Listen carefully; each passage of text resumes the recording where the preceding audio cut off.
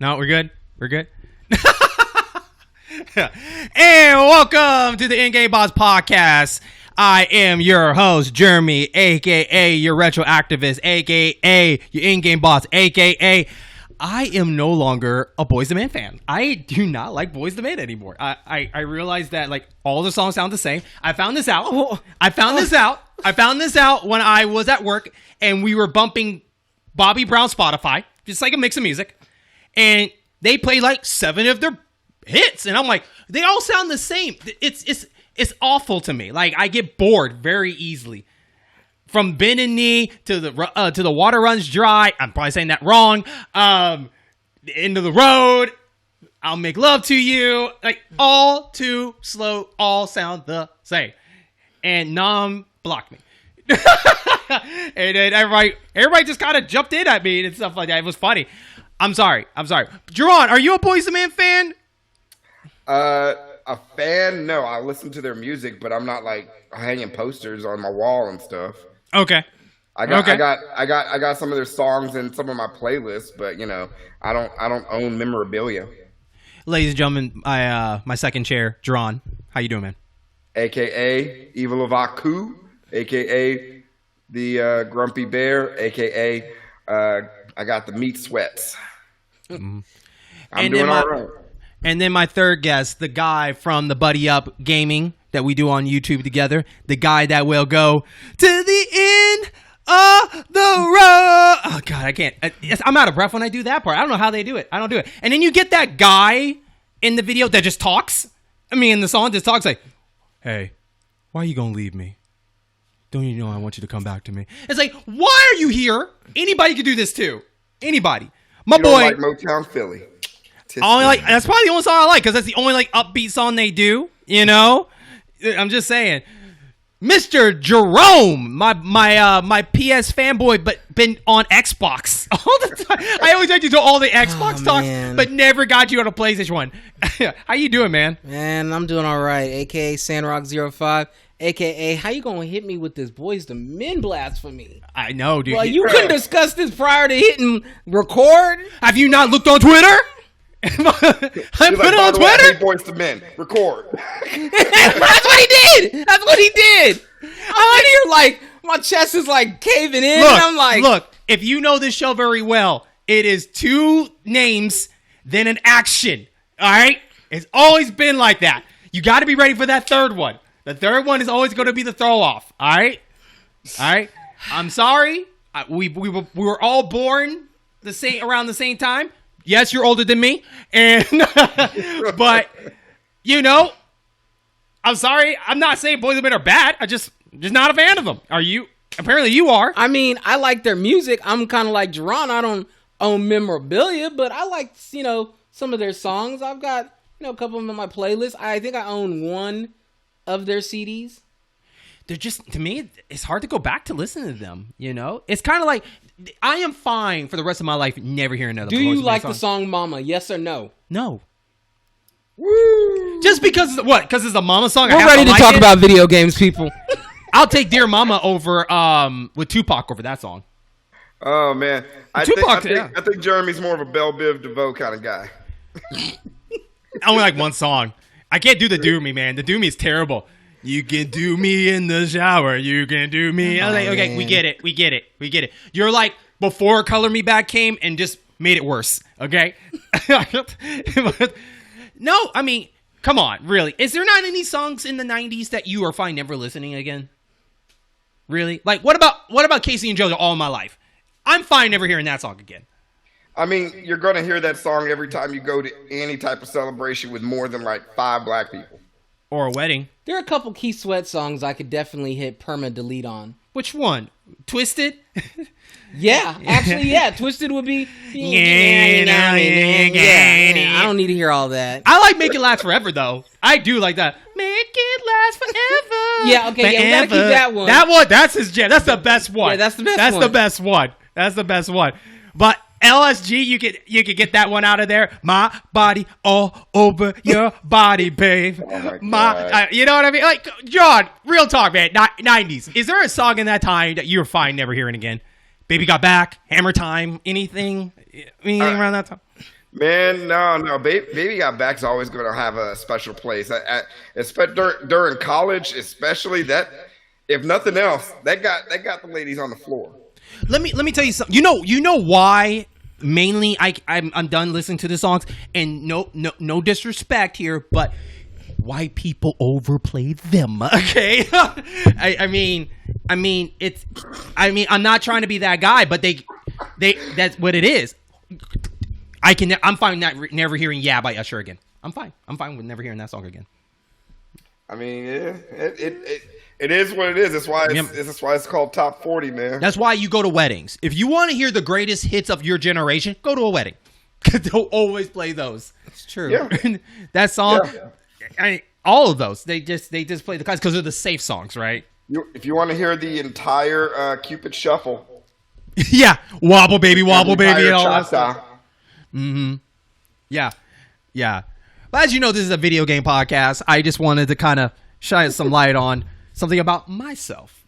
After we alienated almost everybody, it's like, oh, Boys to Men, I'm turning this off. Leave a comment down below if you're watching us on YouTube to let us know if you're a Boys to Men fan and I am completely wrong or out of my mind. If you are a fan, really, drop me a song that you like down on there, okay? But damn, what is it? Damn, you losing faith in life? That's what you looking at me. Like, I don't even know who you are anymore. Am I on a gaming podcast? Who are you right now? Huh? This ain't the Jeremy I know. It's so funny. Watch our friendship breaks off. Like, he never calls me again. Right? He's like, yeah, how you been, man? It's been 10 years. How you been? Nope. No? I know, right? The only time I'll do is I run into you on accident, like at Walmart. Like, hey man, how's everything going? It's doing great. It's fine, Jeremy. It's like, well, what have you been doing? I don't know. I've just been, chilling, listening to Boys to Men. Oh yeah, I don't like you. No, this is the Game of Podcast. Our goal here is to not only challenge you, but challenge us on fun topics and whatnot. By the time you hear this, it hasn't came out yet, but I just want to give you a heads up that we are doing some special interviews of a personal show as part of this network called the Mini Boss Interviews, and we got some people coming in to come do a special interview of us. It's kind of like the Joe Rogan experience. We just kind of sit and chill, just have a conversation. We ask questions, but we kind of just open up for discussion and whatnot. And we had a good time. We had a good time with our guests that we did the recording at the time, and it was really fun. Good time. I think that's one of the best recordings for me personally because I want to say, Jaron, correct me if I'm wrong, there wasn't really any dead air at all. No, it kept it conversational. Not even really there was a structure, but it wasn't a rigid structure. Yeah. Yeah, because it was about almost 2 hours. No, nice. Just nonstop. Yeah. Just nonstop conversation. It was a bucket. It's like having a bucket of Legos. You pour it out, build whatever you want, but you're playing with Legos. Okay. The man speaks analogies all the time. Yeah, I like Legos, man. Mm-hmm. I do too. I always got the cheap kind though. At the time, they took advantage of the logo, the brand itself. So you had to get the cheap ones. The ones that are like 10 times bigger than the actual logos. They call them like Blockos or something like that. I don't know. Daycares are cheap. Anyways, let's talk about some gaming. Now, Jaron's here and Jerome's here for one thing only. Not to talk about Xbox for one, because every time I have Jerome on here, it's always been Xbox. I don't know why I have you come on as Xbox.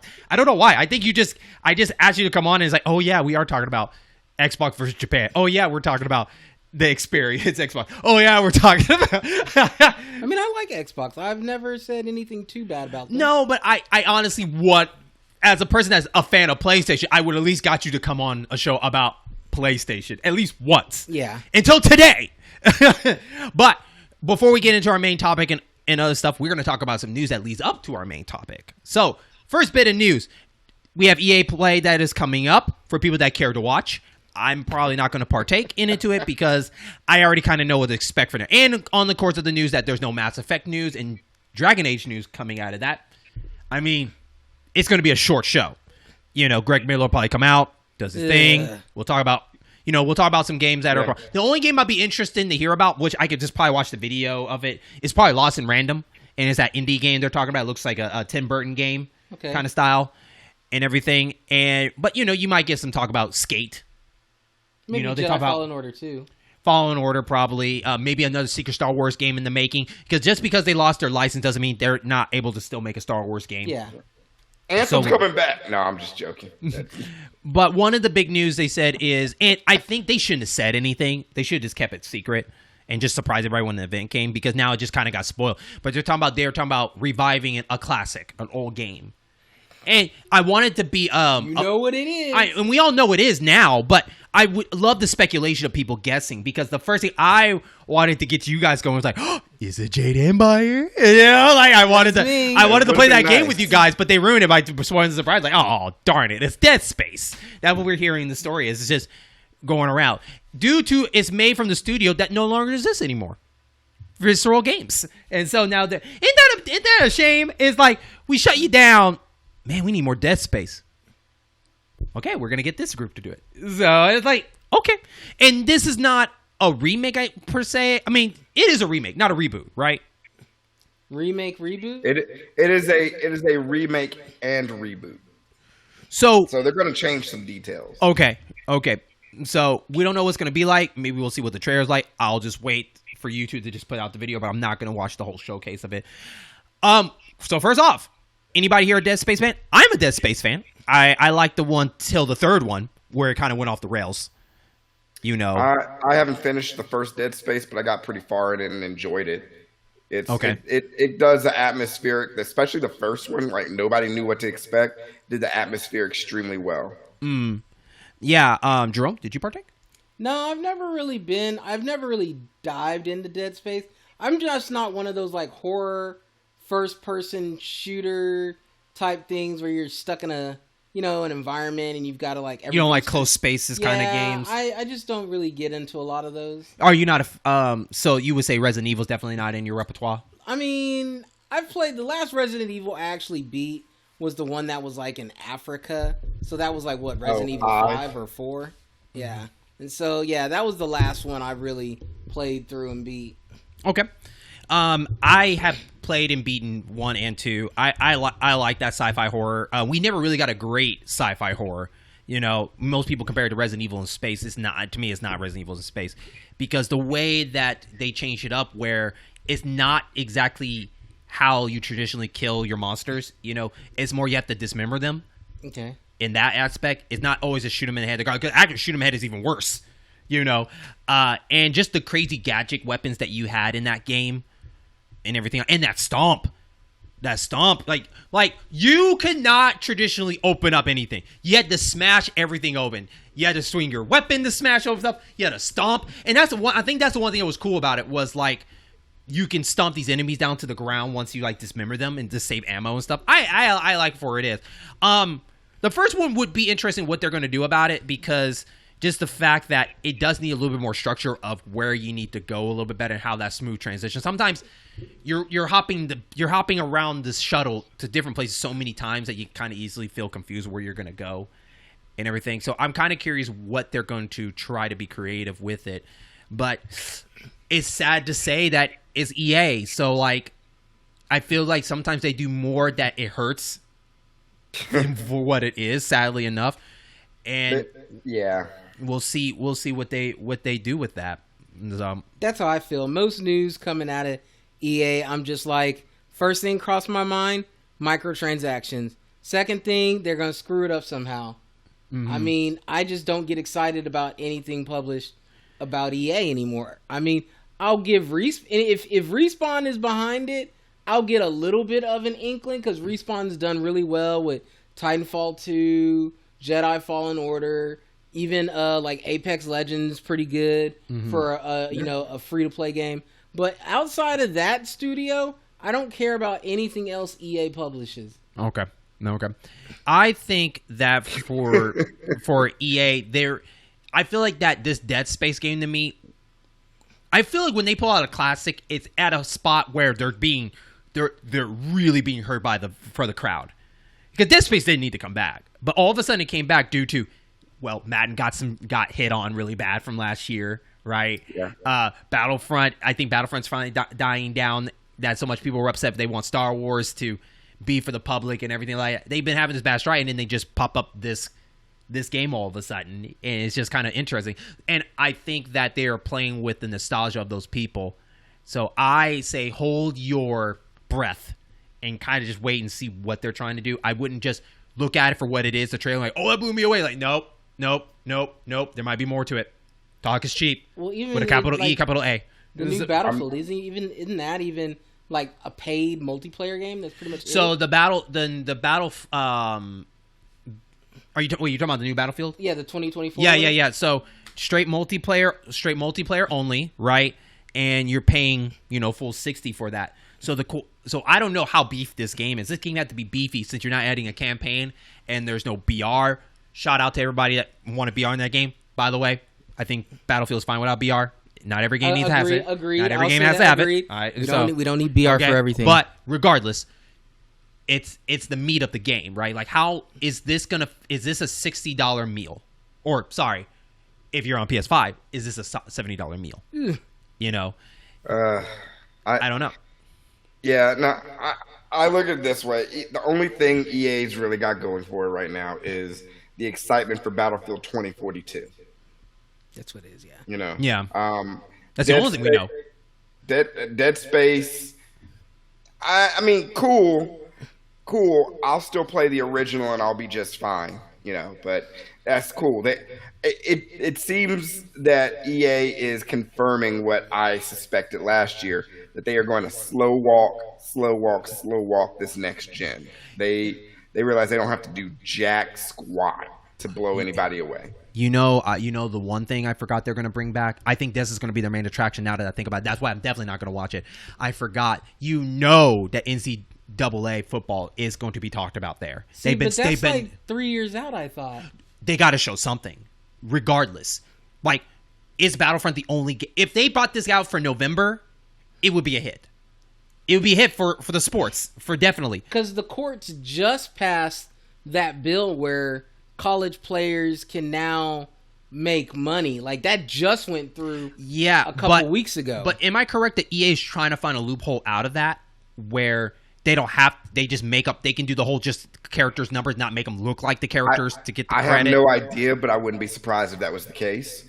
But Jerome, you're right. Spencer Rattler, the OU QB, I think, signed an endorsement deal with Raising Cane's.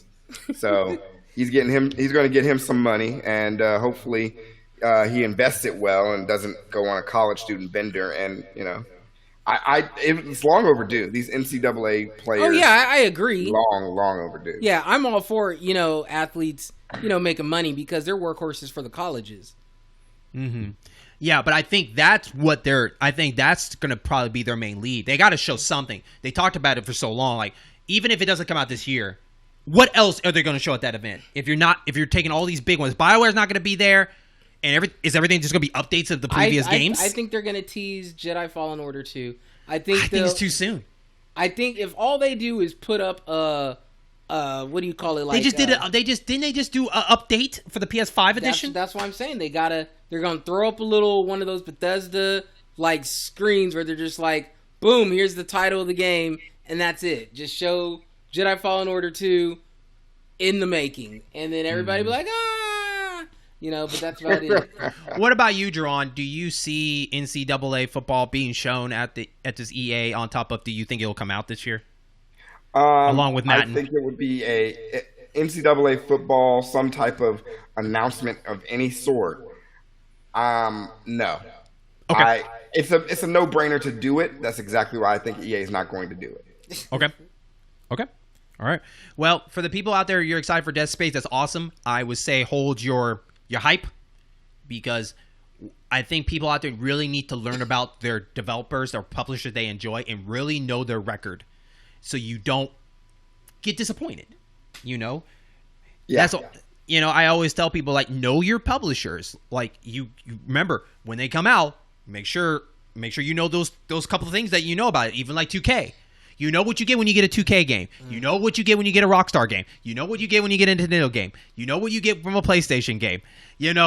All of this. So for the listeners and gamers, especially the casuals, because it's mainly towards the casuals, like, know your homework, because you don't casuals don't buy that many video games, and nothing. I feel sad sometimes when they buy a game like this game sucked, kind of thing. Especially Madden is a big casual, and well, I think it's more casual nowadays, isn't it? Madden's been casual for like a decade. Okay, so with that in mind, I haven't heard of any Madden bowls in a good while. I mean, there's still people who buy Madden every year, midnight release. They do, because it's the whole, and I told you we're gonna do an episode about how we're gonna try to improve the sports world gaming. Like, there has to be a better thing for that, especially like someone needs to take the football license away. We need more developers to come up with better football games. We need more variety of football games. Sega Sports needs to come back. Say what? Sega Sports needs to come back. Back in the days of the Dreamcast, the early 2K, 2K1, that's what scared EA and got them to lock down the license way back when. Because their game was objectively, or in my opinion, definitely superior to the Madden games EA was putting out. 2K5 still considered the best football game ever. And that's the same thing with the soccer and football, with the FIFA, and now Konami came out and talked about that we found a loophole of our own to bring soccer back in a different way, because they always back Winning 11 or whatever it was, PSE whatever. Okay. PES, sorry. PES. Okay. PES. Yeah, because they always argue that Konami's soccer game plays better than FIFA, but FIFA had better features than that. And so, and I think that's what they're trying to do. They're trying to lock down soccer so no one else can make soccer games too in that aspect. But I feel like it should just be open house. Anybody should be able to make a sports game. Yeah, gotta love that invisible hand of the free market, but competition is what forces everybody to go bigger. Mm-hmm. And EA, it loves stifling their competition so much. Yeah. And now, thank goodness that the Star Wars license is not locked down anymore. So it'll be interesting to see who else has creative ideas. You know what I mean? I'm looking at you, Larian Studios. We're gonna get Masters of the Torres Kasai again. A Star Wars fighting game. Oh my goodness. Hopefully, NetherRealm will do it. Or who's the people that made Mortal Kombat? Is it NetherRealm? Yeah, NetherRealm. I think they could do a good Star Wars kind of fight game if they let them be violent. Yeah, let them be violent with it. Anyways, let's get in some other news. So, the next piece of news is going to lead up to our main topic, and I'm pretty sure people will start putting two and two together as soon as we keep going. Let's talk about some purchases. So, as you know, and Jaron, can you look up how many studios Xbox owns? How many studios Xbox owns? Yeah. So Xbox, I want to argue, and as a Sony person, that I think Xbox has more studios than PlayStation. Off the top of your head, do you agree or disagree? I would say I agree off the top of my head, because Sony has a lot more exclusives, but I don't think they have a lot more studios. Okay. I think they pump out more exclusives. So. Jaron? Microsoft has 24 studios for creating games. Okay. 24. Okay. So that definitely dwarfs the studios Sony owns. I'm looking up how many they own. But I don't think Sony has 24 studios. Well, we don't know the small stuff too in there. We don't know. And we don't know how many studios got shut down either. I don't know, dude. That's a good question. I mean, off of my top of my head, I'll throw some guesses. We got Insomniac, we got Naughty Dog, we got Ben Studio, we got Sucker Punch, we got Guerrilla Games, we got well, you have to count in if they're rolling them into other studios. So there's 3 sections. There's Japan, there's Europe, there's North America, right? That's true. Studio Japan. That's right. Studio Japan. So ForwardWorks. So in Japan, it's ForwardWorks, Polyphony, who do the Gran Turismo, Team Asobi. In Europe, there's Guerrilla Games, House Marquee, SIE London Studio, Media Molecule, and XDev Europe. So we're at 8 so far. Then in North America, you have 7 more, so it's a total of 15 studios, and that includes I was going to say 15. Bend, Insomniac, Naughty Dog, Pixel Opus, San Diego, Santa Monica, and Sucker Punch. So, yeah, they own fewer studios, but they've been throwing bigger bombs. Or not bombs, but they've been throwing bigger haymakers. So, you mentioned one studio that actually recently got bought. Because if you know Sony very well, you could see the difference between Xbox is they buy studios just to buy the studio. And like Sony, they mostly buy studios that been partnership and connecting with. It made sense for Insomniac to be bought. Right? It made sense for Guerrilla to be bought because these were second party. And the same thing with Nintendo. And I think that might be just with Japanese developers or just Japanese in general, maybe. And PlayStation is a little different, but Nintendo, you know, they like to buy studios that kind of, you know, work with them for a while. You know what I mean? Yeah. They just bought Next Level Games, the people that did Luigi's Mansion, Luigi's Mansion 3, and then the one before that, Dark Moon, right? Yeah. So they bought Housemarque. You know, your studio that did Resogun, Nex Machina, Super Stardust, Returnal, yep. Yeah, so you got this dude, and it was an easy duh, you know, and you know they were known. You know, it's funny. They're known for more like the arcadic style, right? Resogun, Nex Machina, even Returnal feels kind of arcadish. You know what I mean? Well, I saw a good video from Skillup when he did his review of Returnal, and if you look at like Resogun, a lot of the stuff they did in that game, and they had another game before, it's actually in Returnal. It's just a 3D version of it. Yeah, I think you're thinking of Nex Machina. Yeah, it's like a 3D version of it. Instead of being like top down, they just like some of the same spread fire that was in that Ex Machina game is in Returnal. Yeah. So it's kind of cool. He did a really good video on that. Yeah, so they bought them. The question is for you guys for Housemarque is, do you see anything changing from Housemarque being bought by them? Or you feel like do you think they're going to get more of bigger projects now, or do you think they're more going to be just kind of like get to do their own thing? What are you guys' opinions on that? They are probably going to be assigned. It's going to alternate. I hypothesize that they will have time to work on their types of projects with additional funding and backing, but occasionally Sony may toss them a franchise or an idea. Say, hey, we want you to work on, you know, this. Keep going. This new fighter. You know, we want you to work on this arcadish fighter game, or we want you to work on, you know, Crash Bandicoot's Revenge or something like that. You know, our other studio, Naughty Dog, is busy, so we want you to work on this. I got to correct you on something. Activision owns Crash Bandicoot, so go on.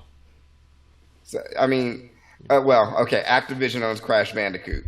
For now, yeah, and Spyro, but you know, they can keep Spyro. But yeah, I think they're going to use their new studios to, you know, do their own thing, and then occasionally bring back. I mean, they don't have the IPs. They don't have the IPs rolling deep like Nintendo does, but they have some IPs they can. You know, they can throw in there. It's like, okay, we want you to work on this. We want you to check this out. We want you to take the multiplayer section of this game, like Last of Us Part 1 remake, or you know, Uncharted you think 5 remake. That's interesting. Okay, Jaron. So I think they'll what's the word? They'll complement. If they're not releasing their own stuff, they'll complement other games. What about you, Jaron? I think they'll give them the additional funding they need to make a better product, because Returnal had a lot of issues at launch. Is there probably their most biggest budget game? Yeah, I mean, it was definitely like a AAA, AA game, because there was just a lot of bugginess to it and a lot of crashes. And so I feel like now that Sony has purchased them, it will allow them on their next big budget game, like a Returnal sequel or whatever, they'll be allowed to have more time, more funding to clean those issues up, so it'll be a much smoother launch. And then, like you said, on the back end, they'll do some touch-ups to some other multiplayer games. We know that Sony doesn't want to do small projects anymore. That's a shame. it would have been nice to see them maybe jump on some of those ideas, but that's not kind of what Sony wants to do. Okay. All right. I think that Sony will probably let them keep doing what they're doing. I think that works for them. And now they got a bigger budget. I would like to see what they can really do with their creative mind, because like I said, Returnal is their biggest product, their biggest budget game. So now they're going to get more money. I like to see that put up or shut up kind of thing. Which, when I say put up or shut up, it makes it sound like they have a bad record. They don't. It's just more of like, it's supposed to show more of like, it's more like they're getting more freedom, I guess, in that aspect. Yeah, no excuses. Yeah, you've got Big Bank backing you. Let's see what you do. Mm-hmm. Now, the other studio they've also bought is Bluepoint, which I have talked about this numerous times on the show, that every studio needs a Bluepoint. Like, you need that studio that can just port and help do remakes of, like, they're the remake house, right? They remade Shadow Colossus. They remade Demon Souls. I think everybody needs a Bluepoint, but they have bought them. Go ahead. Sony, no, Bluepoint a couple days ago said, "No, that's not true." Oh, they did. Yeah, they shot down the rumors. Oh, my apologies. Yeah. Well, thank you for correcting me. Oh, it's all good. I was reading about. They should buy them. Why haven't they bought them yet? About that, they Bluepoint, their own Twitter says they are fully independent. Despite the rumors, they say, "No, we're fully independent. We don't know what you're talking about. We're working on mostly Sony games, or almost exclusively Sony PlayStation games, but we don't know what you're talking about. We're still independent." Man, if I was in the newsroom, I'd be fired. You know what I mean? Like, no, you just do a retraction. Do a retraction. Yeah. You. I mean, it's kind of harmless. Well, not harmless, but it's not, like going to tank any stocks. So yeah. But and news gets around it by saying it's a rumor, so they can hide behind that. Well, that's a shame. So that they haven't bought Bluepoint. Should they buy Bluepoint then? Let's have that conversation. Should they buy Bluepoint? I don't think it's necessary. I don't see the need to. Okay. I mean, why? Why should they? More money invested for them to port more of their bigger products for those people, for those. That's all. Yeah, maybe. They could be, like you were saying earlier, they could be their remake studio. They could be. I think every studio needs a remake. They're the ones that can keep the back burner games alive, the back catalog. Those people are like, how come you're not backwards compatible? Because we're remaking them all. This is the studio that's going to do it all. You're going to rebuy them, suckers. Yeah, They'll be the group that will do Ghost of Tsushima like 10 years later. I don't think it's necessary for them to buy them. Really? Okay. I think for what Sony said, for what their vision of how they want their games to be developed and their go big or go home, I think contracting them to just do the work versus actually owning them in-house saves them more money in the long run. Okay. I think they should buy them. I think that there's a lot of great games in the back that they can help work on and remake, the ones that people won't shut up about. What about Legend of Dragoon? Maybe they can do that. Maybe a Dark Cloud. Maybe they can remake the first one. There's some classic ones there, and I think independent is. I think it'd be cheaper in the long run to go ahead and buy them than independently, do it that way, because the chances are, a bad relationship, they can easily get fired from it. But if they're bought, they're locked down. Got to do it. Hopefully I'm right. But didn't Jim Ryan say something to the effect one time that he doesn't believe in like a lot of people liking old games, or like nobody wants to bringing Dragoon back or something? Nobody really wants that. So that part there, he tried to come out and try to explain it a little bit more detailed, and he was talking about more of Gran Turismo. And Jaron, I don't know if did you read that article about what Jim Ryan said about trying to retract what he said on that? Like, he was talking about Grand Theft, because I think the whole trigger was Gran Turismo series. Like, nobody goes back and play that old one because this is the new version of it. It's a better version of it. You mean that trash ass hot take he had that pissed people off? Yeah, that's what he was trying to say. So basically, he's saying that he's not talking about like Legend of Goon style like that. He's talking about if there's in his own way. I'm not defending him, but he's talking about as a new like Madden. No one's gonna go back and play Madden 94.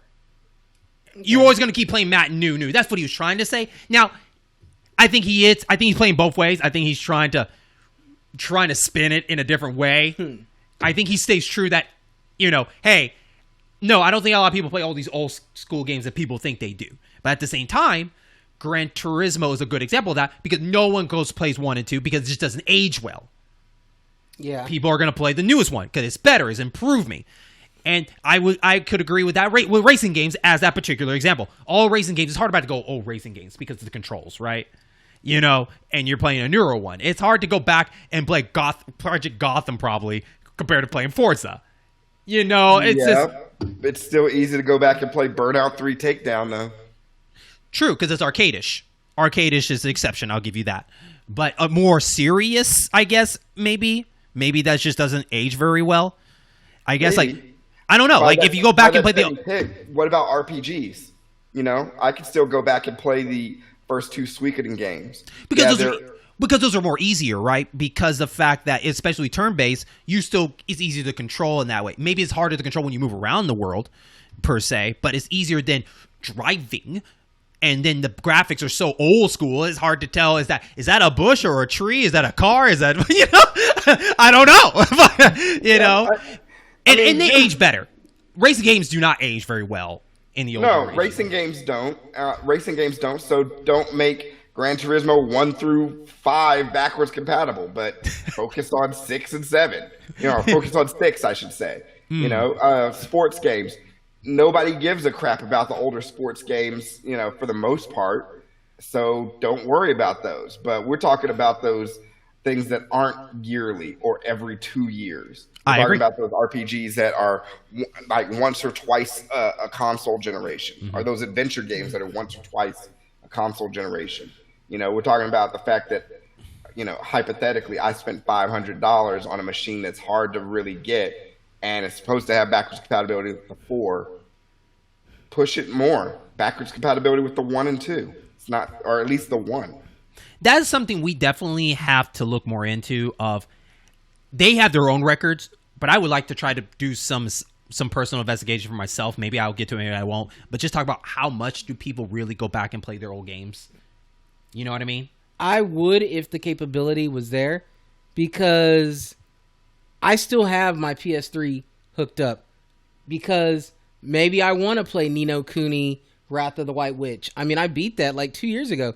PS4 was still live in the machine, but I wanted to play it before I played Ni no Kuni 2, fired it up. I mean, and games like that, because of the way the graphics are, it doesn't age. It still looks really, really good. And I feel like that's why they're trying to do these definitive editions or these remasters, to keep that alive instead of you going back. I think they're trying to stop you from going back to the one, and you keep being, it's almost like you're trying to rebuy your nostalgia. If that's weird to say. See, but I don't. You know what I mean? By giving you these different editions over. I don't say it's right, but I'm just saying that in that way. You're talking about Ni no Kuni. Then there's another Ni no Kuni series. Yeah. They got remaster from the PS3 to that. We don't want you to stick with these old ones. Don't go back to the old ones. We'll just make you a better one and charge you more money, and you will buy it again. I'm not saying you, but people do fall into that trap. I mean, the Super Mario collections are a great example of me falling into that trap, right? I don't want to draw out. I don't own the games, but sometimes I don't want to draw out. And it's like, here it is. It's easy access. Some people, you get the people that sell the old console and they have no way to going back to it. Mainly casuals, and they're like, "Oh, I remember that game," so that they'll go play it, and they'll enjoy it. It's tough, and I guess I'm kind of curious of how often do I personally go back and play a lot of old school games, and maybe that's why they're going to rating. No one really goes back. Yeah, we're leaving the PSN store, and we'll get to that talking soon. But we leave it open. But how much revenue does it really pick up ever since we announced that it got shut down? You know what I mean? It's interesting. It's interesting to look on the outlook of that. So, I mean, they're playing a dangerous game. They were announcing, saying they were closing the store, and then they reversed their decision when they got so much backlash. But I'm sure they're not. Yeah. Let's say I got words for that. Yeah, let's say for that, because we're gonna get into those kind of topics. Let's get to the last piece of news. This is the one is crazy because they're not this is a crazy story in two ways, right? One, you got to get an insight of how much it costs to do something like this, how much you're being charged to do this, right? And then the second part is that I wonder how it is for other consoles and other publishers, right? So we could talk about this for a minute, but developers have came out and talked about when you're developing a game on Sony, right? If you're an indie developer, right? How often do you think you and I'm talking about for everybody in this room, how often do you honestly see an indie developer game on the front page of the stores? You know what I mean? And I'm talking about with Nintendo, I'm talking about Xbox, I'm talking about PlayStation, Steam. How often do you honestly see these games on the front page, the first thing you see? I mean, not often. You have your, like, Risk of the Rains and Among Us. And but Hades. really, but you're connecting those by heavy publishers. You know, Risk of the Rain is Gearbox. What about the independents that don't have a publisher under them? What about those people? You don't see them. They're buried. Okay. Right? Especially if you look at Nintendo eShop, it's definitely buried under there. Yeah. Right? Unless, you give yourself a discount and then you're up in the front. So, but I think, and I wonder why was that? I was kind of curious myself. Like, how much do you have to pay to be on the front page? And that's not just them. That's for anything. Like, if you want to pay to be do a special on a news channel, it costs like $700. If you want to advertise to be on a certain site, to be on the front page on a certain site, it's going to cost you. Hell, to do a billboard, it costs some money. So, but particularly with PlayStation, some developers are saying that Sony charges developers at least $25,000 for a PlayStation Store visibility. That's crazy. That's crazy, right? Because you put so much money and effort, not only paying your staff, but creating this game and your time to put this game up there, and it gets sent to the back, and then you're telling them, like, how do we get on the front page on this? And they tell you straight up as a developer, like, that's gonna be $25,000. How do you feel about that? Let's open this table up. How do y'all feel about that? Not surprised, but then again, there's a price to pay for dealing with the devil. I mean, you're making your games and you want release on a console with a large installer base. You're gonna have to pay money. I mean, it's the cynic in me wants to say, should have just stuck with PC. Should have just stuck with the Epic store, the Steam store, and someone screwed around and found out. They even said that it can go as high as $200,000. Yeah, that's crazy. And it sounds like that's more for unproven devs and games. Like, for example, a studio like Inner Sloth who did Among Us. At the height of Among Us, they probably could have gone to PlayStation. They could have gone to Sony and said, "Hey, we want to put our game on your store. We want it to be advertised for like a week or something like that, or let's do a PS Plus kind of deal." Sony, if they were smart, would have said, "Sure, we'll cut you a deal. We'll cut you a deal. Let's get you in there." That's not going to happen. Mm-hmm. It's not going to happen. Sony's ideals are rooted in the East, and the greed is rooted in the West. Jerome, what's your thoughts? I'm kind of on the same lines as Jaron over here. I feel like, hey, you should have stuck with Epic. Take that Epic money because, it's safer. You're not going to get, you're a small team anyway. That's why you're called an indie studio. I mean, you don't have the backing of like Ubisoft or EA or Activision.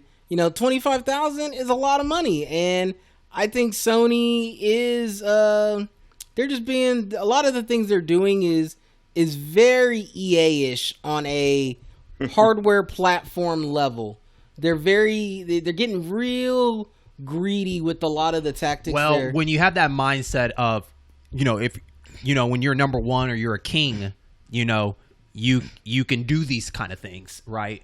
Yeah, but until change happens. I mean, every kingdom has its fall.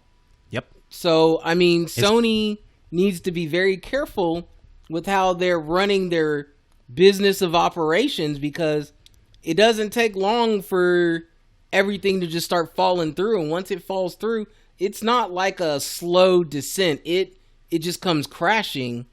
And I don't like what they're doing, but they've got bigger heads than mine that are running the business, and they make way more money than me, and they've probably seen the numbers and they like it. But I think you never said they were smarter than you, though. I noticed that you left that part out. Well, I mean, I just think the vision right now that they're doing with this, what they're doing with their indie studios, is very short. So, okay, so let's take a little bit of a time thing. Remember in the PS3 days, Sony was kind of struggling. But they were all about games. We're going to get all these developers in. We're just going to crank out games. We may not have the Xbox Live infrastructure. We may have issues with our ports coming to our systems, but we've got games. Like, we just got people coming in. They're putting it on our platforms. It was amazing. Sony had like so many different games you could just boom, like pick your brain with. And now you look at what they're doing, they're shrinking that, and it's like, oh, now we're going to forget all the people that built us up to where we are, and now we're like, oh, yeah, we know you helped us back in the PS3 era when we were struggling getting our butts kicked. Now you're going to pay us 25, maybe 200 G's to even get a little sniff. It's kind of crazy, too, because we can talk about how I think it was before they exit out of E3 of how they exit out with the indies. Like Microsoft with their ID Xbox and Nintendo Indie World were really showing that up front.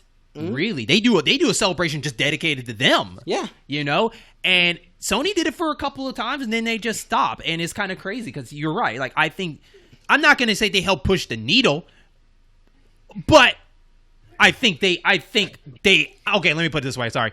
I don't think they pushed it. I don't think they pushed the needle super far, but they pushed the needle. At one point, Sony was rolling up the indies like, girl, you look good. And now they acting like, nah, you ain't worth my time unless you pay me. But at one point, they was like, So let me read something here. It says here that the number of indie games coming out each week on any platform is already unattainable for the current system, as Mike chronicles. The Switch has at least 30 games come out a week, while Steam currently sees around 50 new games a day. Getting noticed on any platform when you don't have the marketing spin and the pre-hype of a AAA publisher, it is nightmarishly difficult, with dozens of decent games going completely unnoticed every month. Jaron, I go to you. How do you feel about that? Well, what are your thoughts? I mean, it comes down to this. Sony is at a PlayStation 3 level of arrogance again. And they feel they can't do any wrong, and people are just going to have to lay back and take it. And we all know what happened with the Sony PlayStation 3. They spent a good amount of time playing catch-up. So if they're going to pull this again, or if they're going to pull this type of behavior, then... once again, I guess the theme of this episode is going to be mess around and find out. Man, it's a damn shame because I do want to look up Xbox and Nintendo, how much they charge. I would like to see those numbers again. Yeah, I would like to just see the comparative. But it does suck that, from our point of view, that Sony kind of feels like they kind of throw indie games kind of to the side now. And not really giving these people recognition of these people pick. They're not there. It's almost feels like that you should be happy you're putting stuff on our console more than we thank you for putting your game on our console. Exactly. It almost feels like it's that mentality, and I want to see that change. Like, fine, then indie developers should not put their games on that console. Then let's see if that makes a bigger difference. Like you said, Steam and Epic, okay. do that, or have a better business model of how you want to do that. But because you're on top, you have the power to do all this until somebody changes, right? I mean, hell, I think Game Pass is going to make that change, right? Because indie games are on Game Pass, and at least they'll get more on the front page of that because people can get access to those games and notice more of those. Let's be honest, Microsoft, anything that's on Game Pass, Microsoft's going to advertise. I mean, hell, yeah, but at least look. I say Xbox is trying, but at least they're trying in a good way. You could tell that it's customers first. I hope they make more money or make more business that way. But that is a great way to go at it. I like that a lot. I don't even think, does Sony even have? I think they do. Don't they in the PlayStation Store? Don't they have an indie section in their store? They usually will do like an indie sales section or indies, but there's not a category, right? It's not like you go to it and then. It depends. If you're talking about the website, I'm talking about if you're going to the PlayStation Store. It depends on what they're doing. Sales. Yeah, only on the sales. They'll say like indies. Okay, because that would have been nice to see, like, top games, indie games. Indie. I think there's enough indie games to me. It should be its own page somewhere on that store. But I'm looking at the PlayStation Store right now, the web page version, and all I see is PlayStation 5, World of Tanks, deal, PlayStation 5 game, PlayStation 5 game, PlayStation 5 game, PlayStation 5 peripheral. No place for indie anything.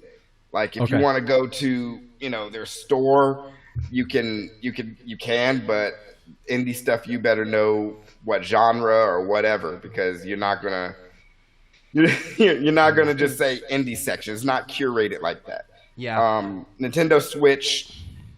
They love them some indies, but they need to curate their crap better because they do. It is like combing through a bunch of trash on the beach. Yeah. So you could definitely read this article if you like. It's a Kotaku article. It's on my on our Twitter page on the In-Game Boss. You can check that out.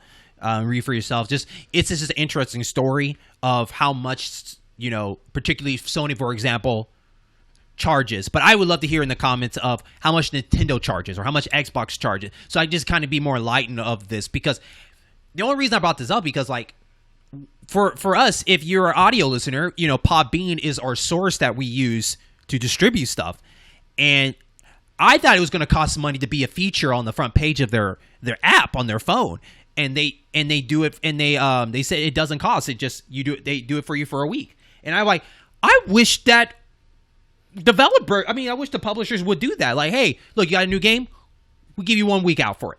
Okay, after that, you're going to be thrown in the wild, but at least you're on the front page for a week. Here's the top 6 newest indie games out on this page. After that, you're gone. But think about how many indie games are released. Maybe not weekly, but every month. Like they'd have to really space that out properly in order to give the indie game. No, you're absolutely right, and I know some are going to fall into the ground and some there, but I think we can tell what games are shovelware and what are actually decent indie games.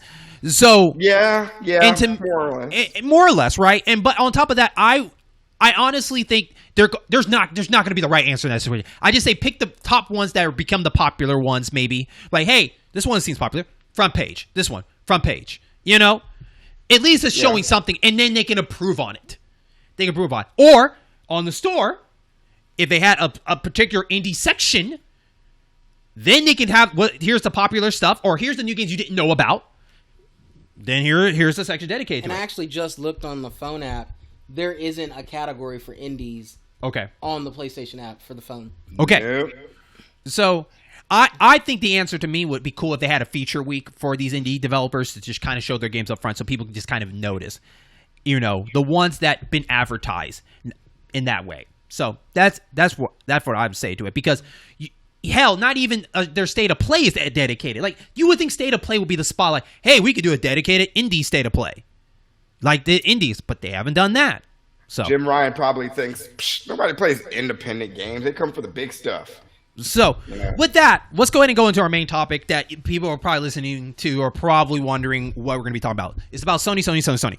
I think that so far in the podcast of me doing stuff, we have never done a dedicated Sony episode, I want to say. Sony's been rolled around a lot, but I never really honestly done I done a dedicated Nintendo. I have done a dedicated Xbox, because those are the ones that at the time were not striving as well as PlayStation at the time.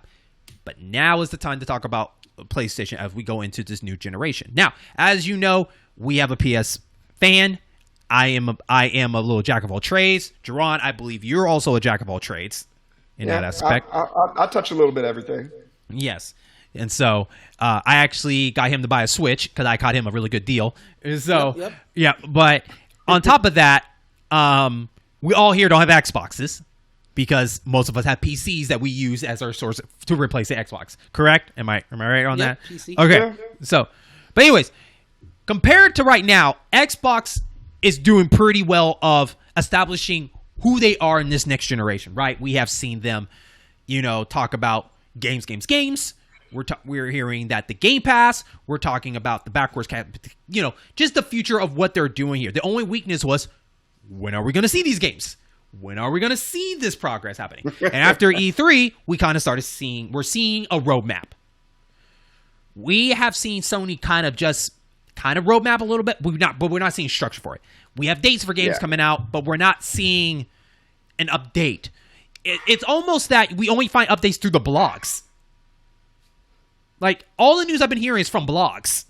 That, like, some of the head people, Jim Ryan, everybody will come in there and talk on there or on interviews. But we're not getting dedicated like how Nintendo does it, like in-your-face update. And I'm going to say Xbox is the same way. They don't really update either that well. They're almost like with PlayStation. But Sony should know better in that way. But I want to talk about how we feel about them now and what do we think they're planning. So let's talk about from the moment they started out with the PS5 and where is going from there. So we know the PS5 came out last year in November. There was a huge shortage. Scalpers were on the prowl. And that's still going on now. yes.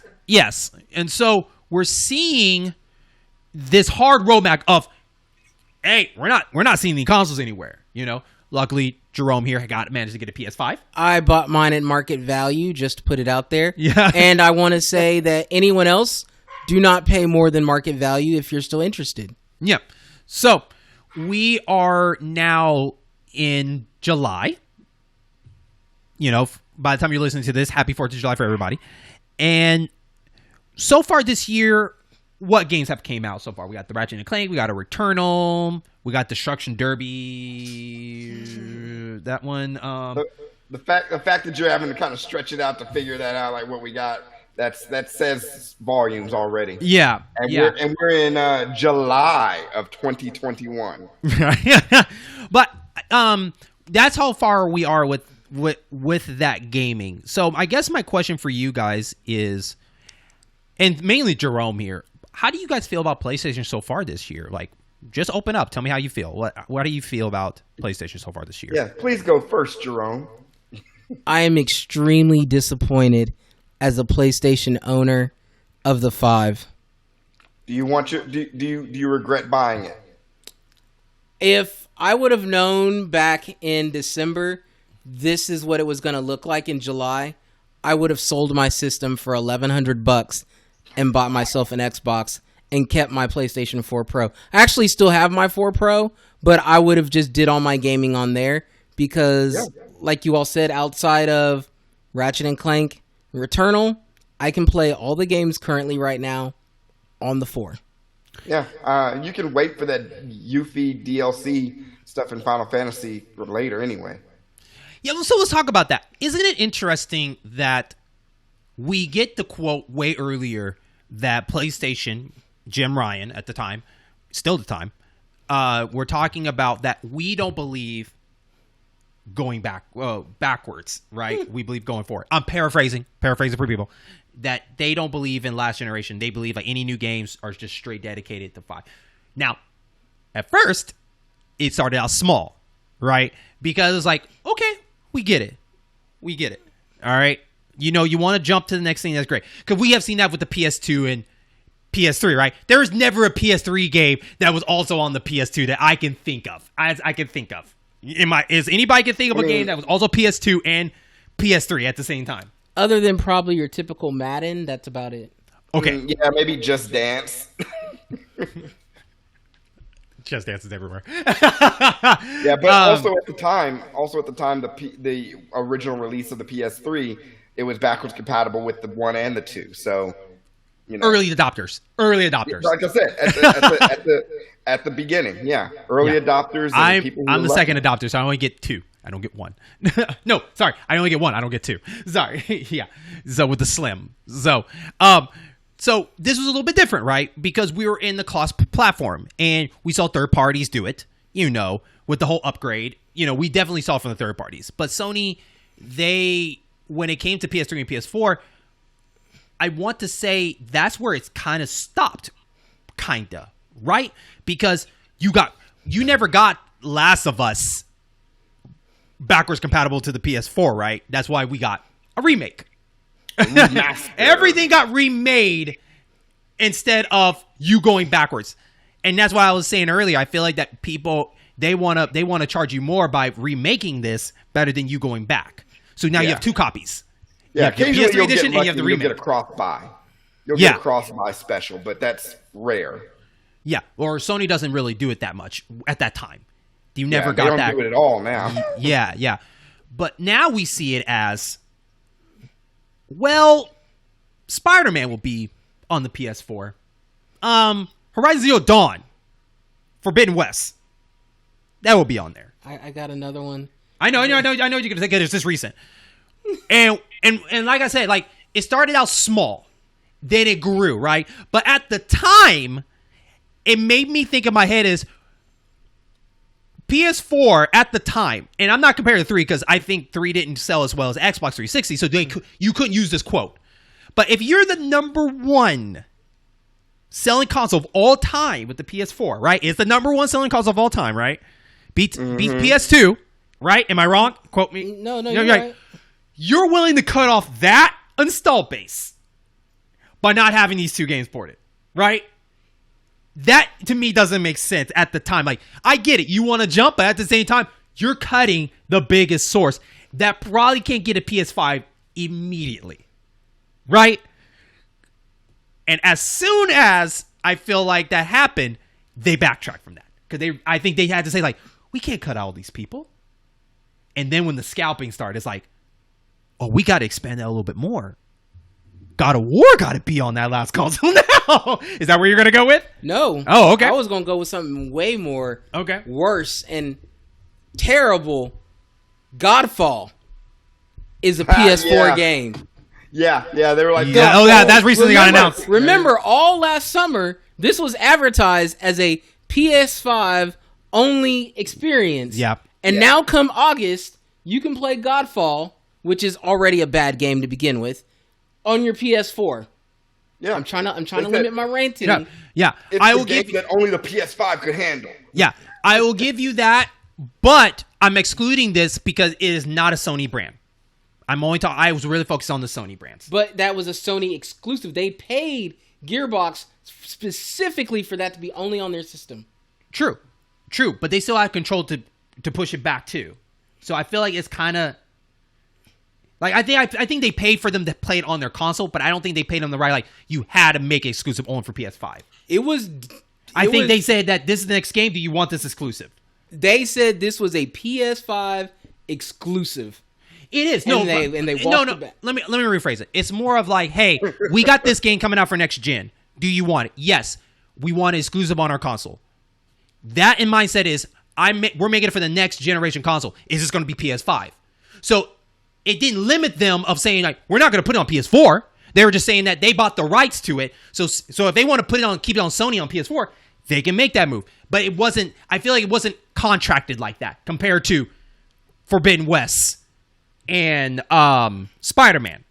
I feel like because it didn't make the sales they wanted it to on the 5, that they, like you were saying earlier, they're now tossing it to the bigger market of the 4. Yes. So that they can possibly recoup some of their loss from purchasing an exclusive game for the 5. I think that's what they're doing with Godfall. Yeah, I get the Godfall, but I guess my part of it is Sony didn't really had hands on that. They just paid for it to get that exclusive. I think it was a bad deal, and now they're just trying to recoup whatever money they can by throwing it on the 4. Okay. Well, regardless, though, more on that front, I think the biggest one was God of War, right? Because you had that God of War announcement that was supposed to come out this year, which we talked about it on the show, that we knew that it was not going to be this year. No way. But the fact they pushed it back, and then they dropped the bomb of PS4. And now the next biggest games are on PS4. So it's interesting to have that conversation of like, why do I need a PS5? Whoa, what's the big deal now for this? Because every game you're announcing in-house is on there. The only 2 games excluded from this is Returnal and Ratchet & Clank, which I would say, I'm surprised Ratchet & Clank didn't get that treatment. Ratchet & Clank makes sense coming back for the PS4 as that. Then for what they wanted to do, though, the PS4 just didn't have it. Ratchet & Clank is the only game right now that harnesses the PS5's like real power. Like you can't play that SSD. I get it. I get for what it is. I'm just saying, as what if one of the choices that was easily simple, Ratchet and Clank sound like that would be a game that would be backwards. Nah. Oh, I agree. I disagree with that, because just the fact that Ratchet and Clank is not a big banger compared to their other products. It's not as big as God of War, but God of War is going to be backward compatible, and God of War pushed the meter. It's just how. So that means and here's the thing, though. This is the part I'll argue about. If God of War is backwards, it's going to be also PS4. Then they had to cut down the fat on that game. They could have done it for Ratchet and Clank, but they didn't want to, so they kept it PS5 because of that. They can cut it down to that. They just didn't want to. Because God of War, Ratchet and Clank wasn't Ratchet and Clank is a very known title, it's very well known, but you're not going to hear the grumbling from everybody if you keep it 5 exclusive. That's true too. No, that's true too. But I'm just comparing, like, God of War is pretty beefy game. That game looks great. Yeah. And now you have to cut that. You got to cut down the graphical for the PS4, and you're not going to see God of War at its best on PS5 because it has to. That's a lot of extra work, right? I mean, you'll get more of a hands like better looking, but you'll never get that. I don't think you're going to get that blown. It's not going to be a 9-day. Let me put it like that. You're not going to get a 9-day feel, to me. Probably not, but to be honest, for any of the games that have come out on the PS5, when looking at the graphics compared to the previous generation, none of them are night and day. Because we haven't had a game that's dedicated to PS5 yet. Ratchet and Clank. Now. But we're not. But now we're not going to see that from the 2 biggest games that pushes Horizon Zero Dawn. It's Guerrilla. Guerrilla goes max on their graphics. Like, they go realistic on the max. Yeah. We're not going to see them at their full bond. Maybe until the 3rd one. Right? The 3rd one. Same thing with God of War. Until the 3rd one, when it's exclusive for the next one, is where we'll definitely see where it really hits the graphical point. I'll put it this way.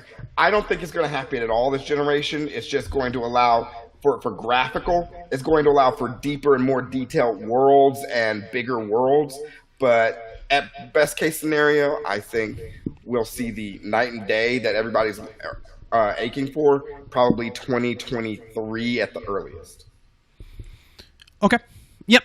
I'm just saying that I wouldn't rule. I just think that Ratchet and Clank to me would fit that in that category because it doesn't sell as well as the other 2, and it makes sense to have them on both. It doesn't make sense for God of War to put on that because God of War can make a sell regardless on there. But because they had to go, what they said about we don't go backwards hurt them to me. So now they have to cater that back because of the whole scalping and not finding these consoles anymore. So. And they remember the news they said that this can carry on to 2022, right? Yeah, it will. So God of War can get hurt by that. So I feel like they had to do that. You know what I mean? It's kind of interesting just looking at that. And it makes you wonder, like, what are the next games on this list that are going to get the PS4 treatment? I don't know. Because Sony haven't announced anything yet. Newish, per se. Not since their own PlayStation Experience last year. For their own special. You have to go back and rewatch that video if you want to remember some of those games that were on there. But I think that hurt them a lot that they were so hyped to be ready for this next gen that, one, we didn't think about we got to cut off all these people. And 2, because of these games are so beefy, it's going to take longer to make. Yeah. I think, and this is once again going into the hypothetical, if the pandemic last year did not happen, Sony would have been more daring and comfortable cutting off the previous generation. Yep. Okay. You wouldn't have had the shortage that you would have had, and you wouldn't have had the economic impact that you would have had. Because, I mean, they want people's money, but they also know that there's a lot of people who were not able to pony up $500 last year, mm-hmm. 400 or 500 or whatever bucks. So, and people are going to be stuck at home, and they're going to be playing the hell out of their existing consoles. Mm. And then you're getting the talk, and now we're going to get to your part that I know you're excited to talk about. The talk about a remodeled PS4, right? I mean PS5, right?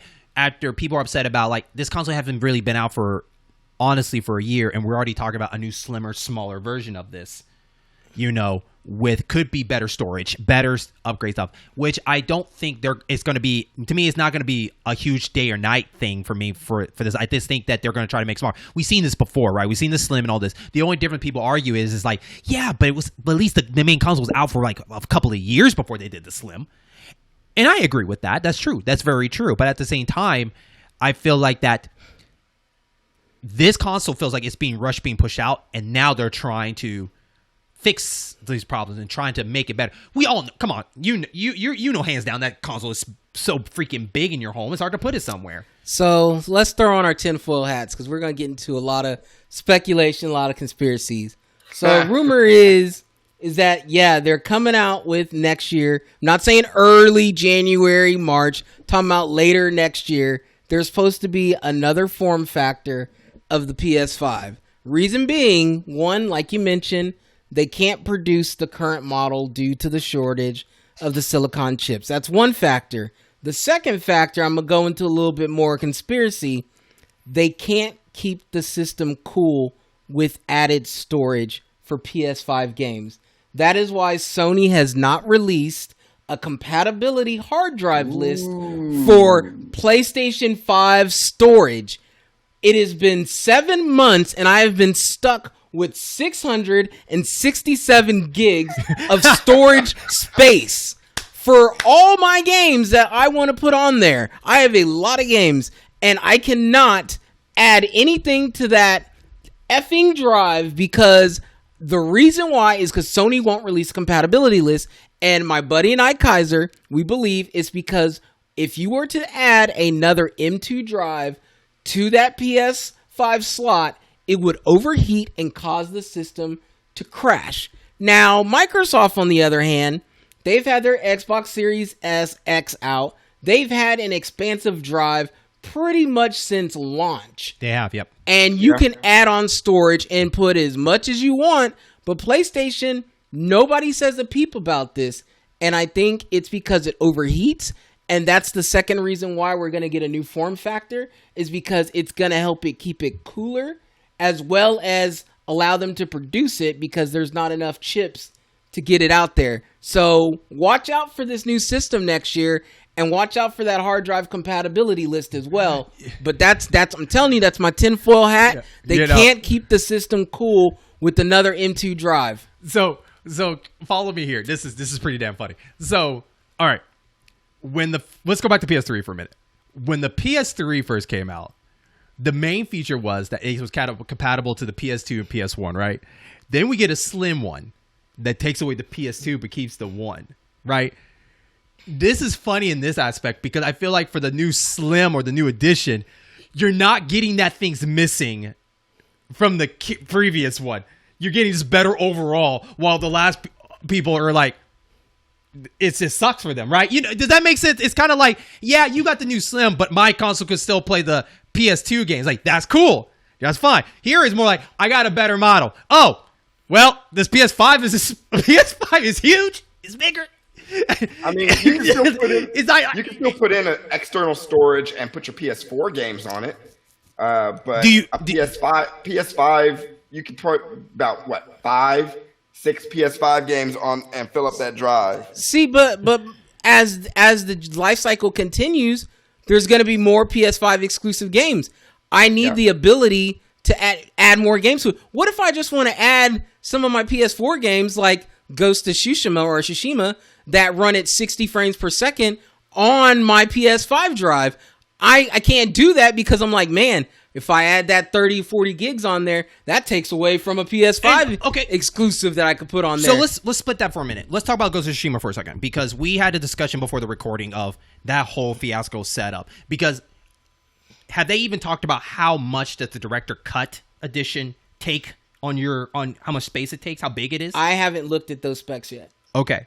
So, Jaron, I just want to make sure listeners, we didn't forget about Ghost of Tsushima. Can you please let the listeners know how this whole thing sets up about the director's cut, and we'll talk about it for a second. All right. Okay, everybody, get your pens and paper out. So, we're going to go in two scenarios. First scenario, you already own Ghost of Tsushima on the PS4. Second scenario, you don't own it. So, first scenario, you own Ghost of Tsushima on the PS4, and the director's cut, you want the director's cut with the additional missions and horse crap. Now, question: is that just a fancier way of saying season pass? No, because that implies you're going to get more of the content. Okay, cool. Just want to make sure. Just want to throw that question out there. One-off DLC. Okay, go on. One-off DLC. So let's say you want the director's cut. Okay, and you have the PS4 game. All right, so if you're going to stick on PS4 because you don't have a PS5, like me, you will pay an additional $29.99. No, actually, $20. Sorry, $20 for the PS4 upgrade to the director's cut. Now, let's say I do that. I pay $20. I got Ghost of Tsushima director's cut for the PS4. Then several months later, I get the PS5. I want to play the director's cut on the PS5. I then have to pony up another $10. Now that's even after buying the director's cut already, or that's not buying director's cut yet? No. I have Ghost of Tsushima on the PS4 because it's only out on the PS4. I don't have a PS5 yet, but I want the director's cut. I got to drop $20 to upgrade. I get that. Yeah, go on. So now I have the director's cut on the PS4. Now I end up buying a PS5 system, and I want the director's cut on the PS5. In order to bring all of that over with all the features, I got to pony up another $10. So let me make sure I get this right. And for the listeners, let's say that I buy the director's cut on the PS4. I got the PS4 edition director's cut. I'm good, right? If I want to play my director's cut, bought it all on the PS4 and play it on the PS5, is that going to charge me? Yes. How much? $10. Okay, go on. $30. You basically, the director's cut is $30 more, one way or the other. You'll either pay 20 here and 10 there, or 30 all up front. Okay. All right. Now, let's jump to the other scenario. You don't have it at all. And you're not going to get a PS5 yet, but you want the game. So, you buy the director's cut for the PS4. $60. Okay? Then later, and the $60, that's for the original game and then director's cut content. Okay? Clear? Okay. Cool. Now, you get a PS5 later, PS5 system later, and you want to play that director's cut and all the prettiness there. You still got to pony up $10 more. Okay, got it. Now, if you're new to gaming, you're just fresh, new to gaming, got money. You buy a PS5. That's your first PlayStation console. You buy a PS5, and you want Ghost of Tsushima director's cut. That's a full $70. So usual. Yeah. So it seems like so far Sony is the only one that are doing the whole $70 for their next gen. So out of all of this, it seems like the best price to buy this is straight up $70 on the PS5. That feels like that's the best bet to me. I have to disagree. You disagree? Okay, go on. As a PS5 owner, the game runs at 60 frames per second in backwards compatibility mode. I personally would only spend the $10 and buy the director's cut of the PS4 version and call it a day. Okay. Yeah. So that it's. But it remains to be how seen much what is that kind of Ghost of Tsushima flowback costing they're you gonna though? get. Because it seems like it's gonna. You're paying $60. Well, now, sorry, let me rephrase it. Prices went down. It's probably $30. So yes, you're right. It's cheap. But if they did this way earlier, yeah, it almost equals out evenly, right? Because you pay $60 for the game, and then the $10 upgrade, you're still paying $70 as you bought it brand new on PS5. But now it's cheaper now, so it doesn't matter. Well, I bought the directors or whatever version, the one that came with the Warhorse and the extra content at launch. So I bought the extra version, and so for me, it's going to be $10 just to add that extra director's cut with the new island and whatever else. So and like I said, with backwards compatibility mode, the game does run better on the 5 versus the 4. So spending $30 for 4K and some minor things, it's not worth it. Yeah, I guess my argument for that is just the fact if this Ghost of Tsushima came out today and it works on both consoles and they did this whole segment thing, it feels like that it's better to go and buy PS5, right? Because you're just paying $70 for that instead of paying $60, and then you're paying $10 to upgrade. Yeah. But now it's fortunate that it is cheaper now because you can get Ghost of Tsushima for like $30. So it is cheaper now. You can get your hands on a PS5. True. But if we're just talking about the game alone, now is a good time to either go his route, and he's correct, because you can get Ghost of Tsushima for $30, and max, you're paying $40. You get everything you want. Yeah, get everything you want. Yeah. But here's a kicker. So they're trying to justify this by saying you want the PS5 director's cut because you'll get these exclusive features. These exclusive features being haptic feedback with the controllers. From what I understand, people who've played the haptic feedback with the Astrobot Rescue and stuff, they say it's great. I don't know. You get the adaptive trigger control. You get 3D audio enhancements and, quote, drastically improved load times, 4K resolution options, and frame rates targeting. I'm paying for a feature that the machine should automatically be doing. Which, like I said, that's like paying. Hey, for extra $20, we'll make your controller shake. You're How paying about that? for features as if the game originally came out for the PS5. So, and get this. This is the spit in the eye. In addition to frame rates targeting 60 frames per second, not guaranteeing, just targeting. We're going to try our best. You also get lip syncs for the game's Japanese voiceovers.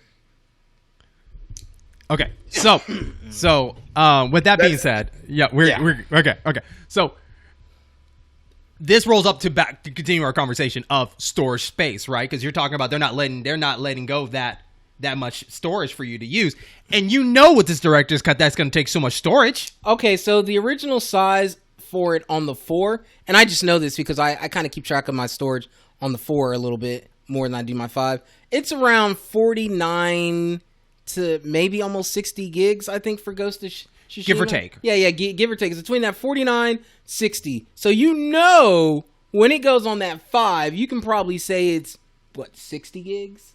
Because they're going to let about 20, because they're going to let all those files be uncompressed. They're just going to just dump it on you. So that's one more game on a PS5 hard drive that you have to have on there that we have no expansion for because tinfoil hat, the damn thing overheats if you were to add another drive to the system. Mm-hmm. No, that's a good theory. I mean, Jaron, do you agree with that theory? You think it's possible? Why 8 months? Else we wouldn't have a list by now. It's been 8 months. I mean, here's the thing. I don't know if I agree specifically with the reasonings, although it does seem to line up.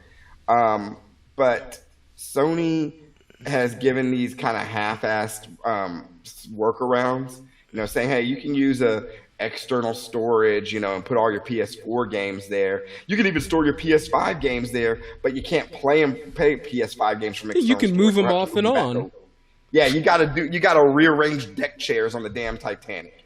Mm-hmm. But they don't tell you about the other storage because oh my goodness, all right, I'm gonna open this up now. There's this thing on there called other storage on your PS5. Every time you install something, there's this section that just balloons. It's supposed to be temporary game save files or update files, and then once they're done with them, it's supposed to erase. But this section called other storage, you cannot delete. it just balloons and kind of shrinks and does what it wants. But as of right now on my system, it takes up about 26 gigs. Okay. I cannot remove this 26 gigs from my system. I'm already at a crunch, and I can't delete it. The only way to get rid of it or to reset the other storage is to reformat your entire system and then reinstall everything over again, and then pray when you do that it doesn't balloon up on you again. Okay. But nobody talks about this. Like I said, I'll put out the dirt. I don't care. I spent $600 on the damn thing. Before this, I met him in the car garage by the name of Deep Throat. You know, am I coming on the show? Am I coming on the show? I spent speak truth to power. I got the news. Speak truth to power. You are a PS5 owner that's not beholden. You're not gonna miss out on review copies if you badmouth it on the internet. You're not gonna lose subscribers or anything like that. I mean, no, I know. I still love Sony, but I feel like if I was an Xbox owner, I got a complete finished product, and with Sony, I got a very, very polished dev kit. Yeah. And I think this leads to the next big thing, literally. And let me, by the way, saying that they are taking advantage of repackaging these games and making you pay for a better package. They're paying you for a better package. Yeah. And it's kind of it is kind of annoying, especially now we're hearing a talk of another remake of Last of Us, right? Oh. Right? So we just got it remastered, which looks still good to this day. Yeah. And now we're getting a remaster. We're getting a remake. Sorry. Yeah, we got a remastered, and now we're getting a remake. We're getting a remake. And like I said, they are recycling these games so you don't go back and play these, really. You're going to play these better versions of it. Look at God of War 3. God of War 3 did that, right? Yeah. You know, we got The Last of Us with the remaster so people don't go back and play the old one because they're trying to replace the backwards compatibility by giving you a refresh of those games. That's what it feels like right now. And I can see that later for Horizon Zero Dawn. Maybe that will get a remake. Oh, it's definitely going to get a remake. We're going to see a God of War 3 remaster too. Because they just want to make sure that, like, we want to make sure these games also come on the PS5 so you can love the first one too. And it's easy money. It costs them so little. Get a dev team in there. You know, flip that brick. Let's hustle this. Put it out there on the streets. They'll gobble it up. Yeah, I mean, it's a quick polish. It's how they get around the whole backwards compatibility. That and PlayStation Now are the ways they get around the backwards compatibility. But you know who doesn't do that and who values their customer and ensures that they can play almost every single generation of their games? Microsoft. Yeah. Xbox. Yeah. It's not 100%. I want to put that out there, but the Xbox Series X can play a significant portion of its entire library from the OG Xbox. Mm-hmm. Yeah. And some. They have a list too. They have a list of what ones work and don't work. Yeah, they have a list, but their option is a hell of a lot better than what Sony's doing. Mm-hmm. Yeah. And they're not yet. They have a list, but they're honest. They're honest about it. They're honest about it, and they're not constantly re-releasing. Like, okay, we got Halo Master Chief Collection, but we're not going to see a re-release of that on the Xbox Series X. No, they've already got their thing. And the fact that they managed to go back and remaster those games, and they could have sold those separately and charged you more. Well, and all right, could have, because Halo, dude, the Halo collection, that's a bang for your buck. Like that's a damn good $60 tag. The fact that it's for sale on Steam right now. Yeah, I see so many people on the Steam's friends list playing Halo via Steam. That's just a damn good way to do a collection, and Sony could have done that. And they could do that with a lot of their games of a nice little collection. And with Xbox hardware, it's like a lot of their older games, because the way the hardware works with the Xbox system, it will buff up a lot of their older games anyways. Like, I remember when they were talking about, like, the Xbox One X, you put in the original Red Dead Redemption game in there, and it looks better and plays better on the One X than it does the 360. Yep. Because the hardware just naturally makes the game perform better. I mean, Sony, where you at? Sony, where you at? Yeah. Uncle Phil taking care of they boys. We over here getting scraps from Jim Ryan. But Uncle Phil over there feeding them bellies. Yeah. No, it's one of those things where those facts right there kind of make me laugh whenever I see whether it's tongue in cheek or it's actually serious console fanboy and the console wars. Is like, you look at the facts, you can still love Sony. Like Jerome, you love Sony, but you're not going to deny the fact that Xbox is more consumer friendly right now. It's hell of a lot consumer friendly. You off. I think I said this before on the show, like a couple episodes ago. Xbox could win this. They just have to get their bangers in a row. I tell you That's what. all it is. That's the only thing they're missing is just those jaw-dropping bangers. They're on the right track, but we're not there yet. We're not there yet. If they had that, they can win this. This is honestly what's going to happen. Hang on. What'd you say? 6 games in 6 months right now. Every month, starting from last month to the end of the year, they're releasing a new game for the Series X. Yeah. And we talked about this on the show, and I'll let you get back to what you're saying. Is I said this before, is once they start, they got to keep going, and that's good. There's a new game each month. Like, good. You got to keep that going because you got to make up for the first 6 months that you didn't have anything. So you got to keep going. Now, what were you saying? I'm sorry. And then we kind of talked about this before the launch of these next-gen consoles, was Sony being comfortable resting in their laurels. Here's what's going to happen. Sony's going to keep resting in their laurels like they're doing right now, and Xbox is going to have time. Their time's going to pass, and they're going to have their bangers.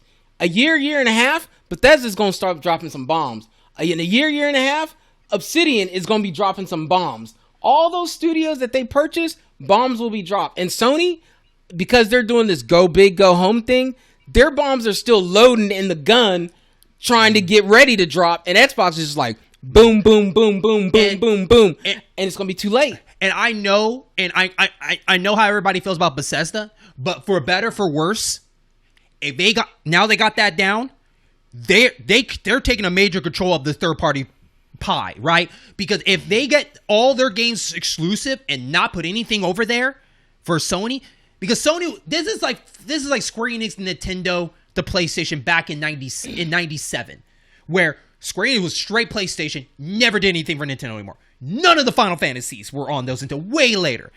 Same thing with Bethesda here. Elder Scrolls 6 is going to determine one of those big landmarks if that is exclusive to Xbox.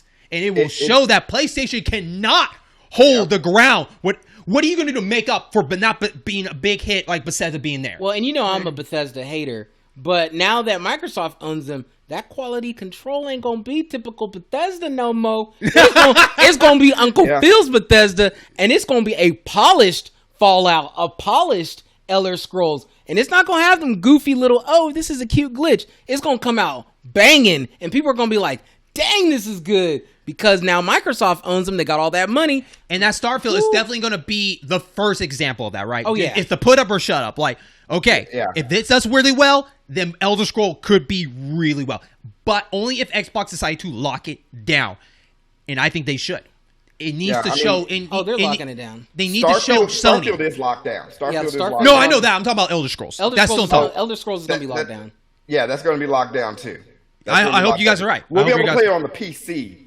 Outer World 2 was locked down. Well, that makes sense because they own that studio. I get that, but Outer World was on there before the purchase, right? It was out before the purchase, whole thing. But I'm talking about where Elder Scrolls, where they're still in that talk of, this would be This would be funny because if Microsoft came on Sony, we're gonna make more money because if Sony makes money, we're gonna make money. If it does go to PlayStation, Xbox is gonna make it to where they get a certain portion of every dollar spent. Yeah, and to me, I think it should be just exclusive. Like, Xbox needs to be selfish. Give your Xbox fans those exclusives. Give it to them. They deserve it. They do. I think worst case scenario, Elder Scrolls 6 will be timed exclusive. It'll spend about maybe a year on Xbox Series, and then they'll say, "Oh, hey, Sony, here's this with all the patches and whatever like that.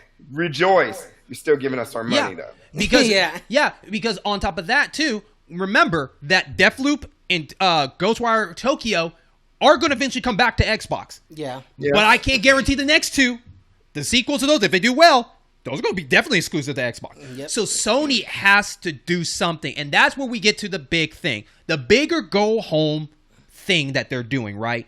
The whole thing, we are cutting out a lot of fat. We are going blockbuster hits. We are going Hollywood style. By the way, they're phrasing it. I'm paraphrasing too, but they're going big and cutting out the small things of that. That means all these small little artsy games that we're seeing might not come back again. These small little indie games developers that want to do stuff personal there are not going to come back that way. They want to stick to the big ones like God of War, the Horizon, Forbidden West, or whatever, the Guerrilla games, all that stuff. And the question I ask y'all is, do you think Sony should be doing that? Because Xbox has to go big because they have to do something to match Sony. They have to. That's what they have to do. But does Sony need to do that too? Sony doesn't need to do that, but you have to keep in mind, they may be saying they're focusing their internal studios on blockbuster titles. That doesn't mean they're not still going to go out and snag those indie titles for their console, that are hits. They're just not prioritizing it. They're not prioritizing getting indie games, on their console. Like Hades. I don't even think Hades is on PlayStation. It's just on... Okay, it's on everything now. It's on everything now. Okay, it is now. Okay, so that's the thing. Hades originally came out PC and Switch, and it was a big thing. And then Xbox and Sony got in on it. So they're doing those blockbusters. But let's pull that back. Let's pull that back a little bit. Let's talk about in-house, because I think the quote he's talking about is in-house, because Hades is not in-house. They don't need to, but they're doing it because they're blinded. I think they're a little blinded or a little overly optimistic from the success from God of War and Last of Us and Spider-Man, those and Horizon Zero Dawn. Those are kind of blinding. It's like, hey man, those games sold tons, and then later, a year or two later, we could put it out on the PC and make even more money. Do you think, in your guys' opinion, they rely on the third parties to pick up the slack so they can focus on the big bang games and all the artsy and all the other projects? They rely on third parties and second parties to kind of do that. Do you think that might be an idea that they're trying to do? A little bit, because they're counting on Destiny to kind of carry their weight. They're counting on Call of Duty Warzone because Sony's or any Call of Duty because Sony's kind of got an exclusive deal with Activision with all their COD stuff.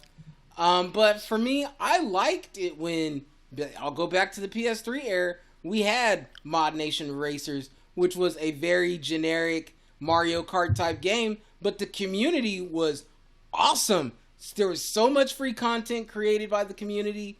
It was just all there. Tracks, cars, costumes. Then you had games like Fat Princess, which, before the time of BRs, it was just a fun little multiplayer game. You get in there, put on your hat. You got this big girl you're trying to carry across the battlefield. Well, let's go a little bit further. What about the Studio Japan? Your artsy studio, right? The people that brought you Shadow Colossus, Last Guardian, Ico, I like those kind of games. It's sad that I don't know if those are going to exist anymore. I feel like Gravity Rush. Yeah, I mean the go big, go home. It sounds good in theory, but when you put all your eggs in one basket like that, it doesn't take much for you to fail. I mean, what if they release this new Spider-Man and it sucks for whatever reason? The new Spider-Man that comes out just blows complete ass and it's horrible. You just wasted one of your big AAA games that you were going home with. Now it's done. Now you've ruined it. I mean, you spent 3-4 years developing this and it's terrible. You don't have no small games to help pick up the slack. It's just like dead on arrival. Do you really want that? I don't. I'd rather have some small guys help catch just in case, but Sony's gonna do Sony. Jaron? Man, their fly has been irking me this whole broadcast. I'm like, I thought you thought Jaron was really there, and you're like, Jaron, get out of my head. Yeah, no, just for the viewers, no, I'm not losing my mind, at least not yet. It's a fly that's around here. I think I get sick of people saying that, I bought this PS5 for these type of games and for the graphics being meaty and stuff like that. And I say to those people, like, that's fine for you, but you're just one of you. You don't speak for everybody, right? Like, yeah, I'm pretty sure if on a pie chart, it's probably half the people bought the console for these big epic games, and I think the other half is the more variety. Maybe not everybody is a God of War person. Not everybody is a Spider-Man person. You know, maybe I like the games like Shadow Colossus and stuff like that. Like, what about those people? You know, and that's what Sony was good for. Sony was the studio that we have bangers, and we care about the little people too, right? Here's something here. Here's something there. You know, it's that famous quote that the last president said. I forgot what game. I bought that game too. I bought that game on the PS3. It's that little drawing kind of game. Not drawing, but it's like poorly drawn game. It's a music game. It starts with a V or something like that. But anyways, he was talking about on the thing. It's like, yeah, this game didn't sell millions, right? But it's still fun. It's still a great game. And that's how much we care about this. We care about these kind of games because they're fun. And that's the Asian guy ran it, right? No, not the Asian guy. It's the head of Sony. Okay. That talked about it on stage. I forgot the last president's name because everybody really liked him. I know. Yeah. But he said, yeah, it didn't sell millions, but it was still a great game, and that's what it's all about, right? It's all about the games, right? You know, and a lot of people use that quote because should be all about the games. It shouldn't be about we put so much money in there, we're making these blockbusters so we can get more money out of it. It almost takes out of it. And then my last thing is like, I don't want to play these epic games all the time. Like, look, I even said it before. I think God of War should have ended a long time ago. Granted, new God of War is good, but I was fine where it ended where it was. Your glass. I know, right? Right? I was about to say, don't knock it over. Yeah, no. But you know, these series have to come to an end. You know, and we need something new. You can't do God of War forever. You can't do Horizon Zero forever. We need something new. If that's the case, Killzone should have kept going. I think Killzone finally ended, and I was like, that's good. Killzone doesn't need to come back. It had its time. It needs to move on. I would have loved a Fat Princess on next gen or even the PS4 because, like I said, I thought that was a great drop-in, drop-out multiplayer game, but they kind of just were like, we're good. Yeah, it is what it is. Well, Jaron, anything you want to add before we get to the next question and wrap this show up? Honestly, Sony is going by the numbers. They're crunching numbers, and they are unfortunately eschewing heart from the equation. And that's the risk you run when you have multi-million or billion-dollar business in charge of things like art. You know, they're going to go on what's selling big. We're going to do more of that. Like you were saying, some things should end, some things should go out when they're on top. You don't want to run them into the ground. I like God of War. I wouldn't mind playing God of War Ragnarok because I'm interested to see the story. But at the same time, you know, if it starts losing what made it enjoyable, then it needs to go away. Sony's crunching the numbers, and they're betting on fewer games, more money. And especially with the studios that they've acquired in the last couple of years, they want to make that money back quick. Mm-hmm. Yeah. So indie games, in-house indie games, will be that goat they sacrifice on the altar. So let's get into the last task, and then we'll go ahead and wrap this show up. What do you think they're up to? What do you think their plan is going on from further out and going into the next year, 2020? What do you honestly thinking about? Do you think that they're saving up for a state of play to release some more information about it? Do you think that they are, I don't know. What do we think? Jerome, how about you go first? What do you think they are planning? Not Jerome. Well, I said Jerome. Oh, please. I mean, sorry, I didn't mean to sound like an ass right there. I think Sony is kind of like Jaron was saying. They're just taking the heart out of a lot of things. And I said this off camera. Sony is turning into the EA of the hardware platform. They are all about maximizing profit at the moment, and it's not about, let's put out the games, let's get ideas out. It's all about what is the number one thing liked, and let's drive that home and see how we can maximize and get as much money out of the community as possible from that. And I don't know what they're going to do. I mean, like I said, we got this hardware refresh, I think that's going to come out sometime later next year to address the silicon issue and the overheating issue. Overheating is not a fact. I just want to put that out there. But I do think it's a strong rumor, which is why we don't have the compatibility list. It's 8 months, guys. But I don't know what they're doing because Sony doesn't say anything. Like, they're kind of like... And all we see is... Oh, and I'll just drop this real quick because this is kind of our last segment. I'm subscribed to their YouTube channel, and they put out these weird ads where it's like, explore PS5. Yeah. See PS5. And I'm like, what is the purpose of this? Like, why are we seeing this? Like, what are you trying to tell me? Like, explore what? See what? Like, I have the system. Be one with the PS5. I'm like, do not look away from the PS5. These commercials are stupid, but they put them out there, and is that the vision? Like, see what others are doing. It's have you seen? You know what I'm talking about, Jaron? They're like 40-second clips of. Yeah. I'll put it this way: the way you're feeling right now and what you're encountering is how I felt several years, about 7 some odd years ago, when the PS4 came out, and I bought it launch day. I had, there was like 1 or 2 games that were, okay, but for the most part, my PS4 gathered dust for a hot second until, some of the bangers started coming out in about a year and a half. So you're encountering you're experiencing what I experienced 7 years ago, and Sony made up for it, but essentially they're just saying, we got your money, and here's some stuff, here's some propaganda. Look at all these features. They're padding their numbers. They're padding their numbers. They're padding everything.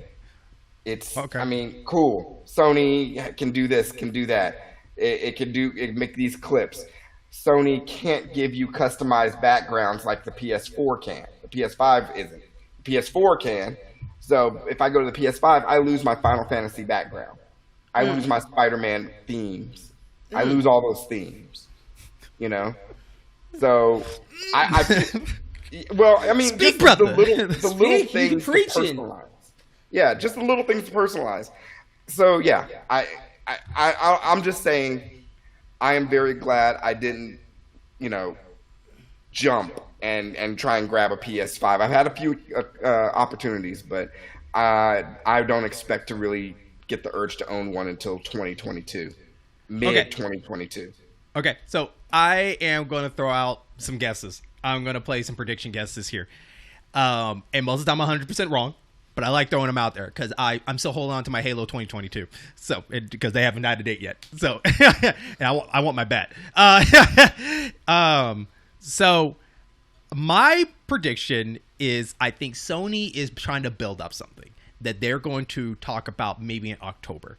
They're going to talk about what their plan is. I feel like they're going to have to rebrand this PS5 again because just how terrible that year went.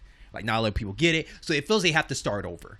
So they're going to start over. They're going to do a new state of play. They're not going to talk about, I don't think they're going to talk about the new model yet. I don't think so. If they do that, it's going to be a finale of what they're going to talk about. But I feel like they're going to redo it. And they're going to show you, here's all these games that are coming out. And this time, for real, they're PS5 exclusive. I feel like they're going to for real. You're for real. I feel like they're going to. For real. I think I think at this point, I feel like they're going to do a re-message of trying to explain, like, a lot of things happen. And I'm not saying they're going to say like this. A lot of things happen. Hi, I'm Troy McClure. No, it's not going to be like that. I feel like you're going to get some girl operating. It's like, hey, on this one, we're going to talk about games exclusive to PS5. And I feel like that's their plan of, here's these games that are going to be exclusive. Because now we got the big bangers out that you care about. Now here's the ones that you could be looking forward to that. To kind of just start it over. And then from there, I feel like then they're going to start slowly showing us this roadmap. Then we might get your storage talk in next year in 2022. I feel like you're going to get the storage talk. Like, hey, here it is. Because let's be honest, Jim Ryan and Plays have dropped the ball all this year so far. Jim Ryan is terrible. And now I feel like he has to. He's going to try to make up for all this. I think they're going to even explain this about the go big. I think they're going to explain the go big part, not in a way in words, direct to you. They're going to speak in games. They're going to here's a couple little small games, and I bet you money is only going to be 2 special little mini games. That's it. Other than that, it's enough to shut you up, and we're going to continue doing these big games. Yeah. Followed by a sneak peek of The Last of Us on HBO. Honestly, this whatever Sony ends up doing, if they end up doing anything this year, is going to be a massive disappointment. Yep. Okay. I mean, they're going to do the same old 2-step. It's like Sony PlayStation 5, something, propaganda. Adaptive Hey, feedback. Ratchet and Clank looks great. Look at some of this DLC, Final Fantasy 7. Oh, and coming soon, you know, we got these games that we probably already announced and leaked before. Nothing to surprise you, but it's okay. You still want a PS5 anyway. Now, bye. And then that's right. it. Now, is that still going on with this month of July? Is PlayStation still doing something? I think they said, because we got Gamescom coming up, right? Yeah, we got Gamescom towards the end of the month going into August. So Sony might pop up and do something. Sony's not doing nothing, man. Yeah. And hey, you never. Sony's not gonna do. Right. Damn. I even forgot that Death Stranding is getting a remake. Death Stranding is getting a remaster too. I'm just so fed up with Sony right now. I'm like, they ain't doing nothing. Yeah. Death Stranding is getting. I forgot about that one too. Right. Yeah. I like doing predictions because I think it's gonna be fun. I think. Sony. I think Sony is having fun with Sony. Okay, even though they're having this is bad, it's actually pretty damn entertaining in a secret way because it's like you want to play that game like they're building up something. They're building up something. You think they do, but at the end you might be disappointed. Like you're not doing shit. But I feel like they always name one year that you felt like they disappointed you, but they still came in with something. Name a year.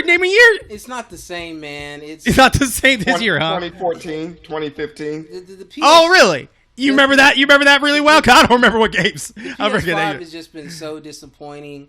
Like, and that's why I tell everybody, like, don't pay over market value because it's not worth it. But I would argue, and you tell me if I'm 100% wrong, every console's first year is never that good. I was never disappointed with my 4. Even when I got it, I was never even disappointed with my 3 because I had Warhawk and that game was so freaking awesome.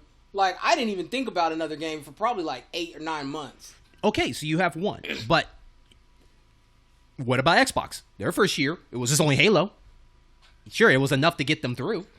But if you're talking about just Halo, I'm just talking about like as a lineup of games, their first years are always small. Look at Nintendo Switch. Did you forget Sega GT Rally?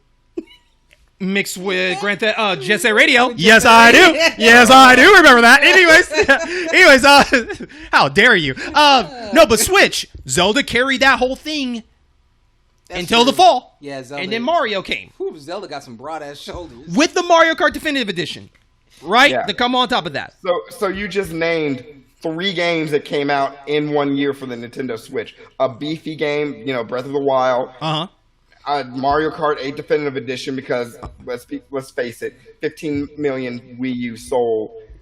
People didn't play Mario Kart 8 enough.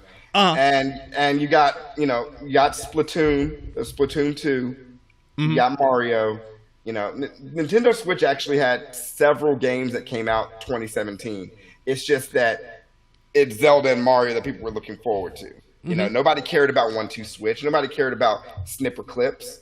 A few people played ARMS. Nobody's playing ARMS right now. They were trying to do that esports. Like nobody gives a damn about ARMS, but they still came out with games. And you couldn't say the Switch didn't have games. But I would argue that Sony had a couple of games. It just weren't bangers too, as with Nintendo, right? Look, the year's not over for Sony, right? So if they count with a banger, then we're in the same boat because Ratchet and Clank is a banger. Returnal is that. Okay, we got that. And we still got to get a remake somewhere. Some remake's coming. Right? Right? Here's the thing. Here's the difference. You knew what Ghost was of coming Tsushima, out for the Nintendo Switch in 2017. You knew what was coming out that fall by the summer. We don't know what the hell's coming out. If it happens in July, if it happens this month, then there you go. If it's not, then you're absolutely right. So, I don't know the answer to that. Xenoblade Chronicles 2 and Mario and Rabbids Kingdom, all in 2017. Are you looking up online? You're looking up online, aren't you? You're looking at Liz, aren't you? I'm looking right at you. And everything behind you, Jeremy. All this stuff behind you. You're helping me. Yeah. You're basically I'm looking at all- what's the term? What's the term from Usual Suspects? You guys are soze me. You soze me. Yeah. You looked at a reference. I'm looking right at you. You Kaiser soze me. Goodness. That's funny. No. Anyways, let's go ahead and wrap this up. We'll see what happens with Sony. Jerome, thank you so much for making the time to come on this show. You look like you are just worn out with this conversation. Like, I just want to play games. You know, it's not that I want to play games. I just want to finish product that they sold me on, and I feel like I'm. You want your money's worth. What Sony sold me is not what I bought. Yeah, you want your money's worth. I get it. I bought a dev kit. I did. I spent $600 to test their hardware, and so they can iron out the kinks for 2.0 to come out next fall. You know, in some retro game circles, dev kits are very valuable. Well, Jerome, if it makes you happy, if you pay $25,000, you too can have a better edition and be on the front page. All you have to do is drop $25,000, and they will fix all your problems. Hey, they will fix all your problems. If y'all want to at me at Sandrock05 on Twitter, we could work out a deal. I could sell you my PS5. I'm not no BS. I'll reformat it. We can get it done. I got my Pro. I don't need it anymore. I don't need it anymore. Damn. I want to thank everybody for listening to this episode. But if you are watching this episode, please leave a comment down below and tell us your thoughts about the state of Sony right now. Do you think Sony's planning something? Do you have faith in Sony? Have you gave up Sony? Have you sold your PS5? If you so, hit us up. No, I'm just kidding. Don't do that. Okay, we're gonna wait for the new model. We're gonna wait for the new model. I don't want your $800, $900,000 PS5. Used PS5. I don't want it. Yeah, but leave a comment down below. Tell us what your thoughts are about it. We would love to hear that and whatnot. And as you know, this is part of the In-Game Boss program that we're gaming other variety shows. So please check out all our great content on here. And if you're an audio person, thank you for listening to us and spread the word about the show. You can also find us on Twitter as Program In, at Program In, and then on Facebook that's In-Game Boss Program. And if you want to find us personally, you can find me as RetroAmp007, aka still not a fan of Boys the Men, still. And Jaron, we can find you at on Twitter at TheGrumpyBear84. That's and once no TikToks, no Instagrams. Twitter only. Holla at me. And you, Jerome. At Sandrock05, hashtag selling PS5. Y'all think I'm playing? If you really at me, we will. And you're in the OKC area. We work out a deal. I'm not gonna sell it to you for undervalue, but I'll sell it to you for. He'll meet you on that corner at the end of the road. Straight cash, homie. Straight cash. I will sell you my PS5. Hey, you might have. You will love it too. Or nephew's birthday coming up. You want to surprise him? I got the box. I got all the paperwork. We can get it going. The only thing I won't give you is my external SSD that I got for it. But hey, I'll polish that controller up. Got everything. Jesus Christ. With that, thank you so much. And remember, you can catch our monthly show, Buddy Up Gaming. Our next game that will be coming out this month will be Foul Play. It's a beat 'em up on stage. Oh, yeah, it's fun. That's a fun game. Yeah. And please check out all our previous ones like Battletoads and what. And soon, Jaron, we are finally going to get back into the cabinets and do some more videos because I miss playing those arcade games. The last one we played is Bucky O'Hare. Go check that out. It's awesome. I mean, arcade games are already coming back in style. I know. All the beat 'em up games. All the beat 'em up games that they were showing. There's a lot of beat 'em up games. Yeah, I'm excited. Shout out to the new 10 Minute Minstrels coming out. So, anyways, with that, thank you so much, and we will catch you on our next stage. Stage clear. Let's go. PS5, never.